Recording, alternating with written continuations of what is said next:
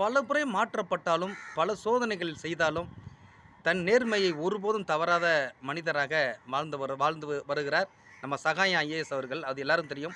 "லஞ்சம் தவிர்த்து நெஞ்சை நிமிர்த்து" அப்படின்னு தனக்கு மேலே ஒரு போடையே வச்சு வாழ்ந்த மனிதர்.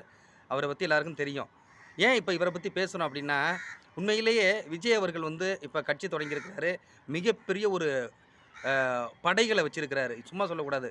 அதை ஒரு பெரிய வாக்கு வங்கி அவர்கிட்ட இருக்குது. அவர் வெற்றி பெறுகிற இடத்துல பல கூட்டணிகள் அமைச்சா அது வெற்றி பெறுவாருங்கிற நம்பிக்கையே ஏற்படுத்தப்பட்டிருக்கு. இதில் மாற்று இல்லை. என்ன அப்படின்னா, நம்ம சகாயம் ஐயா போல பலரை அவர் அணைச்சி ஆலோசகராக வச்சுருந்தாருன்னா கண்டிப்பாக அந்த கட்சி மேலே பெரிய மரியாதை ஏற்படுத்தும். ஏன்னா இன்றைக்கி அரசியல் படுத்தப்படாத கூட்டமாக இருக்குன்னு மக்கள் விமர்சனம் பண்ணுறாங்கல்ல, அந்த குறை போயிடும்.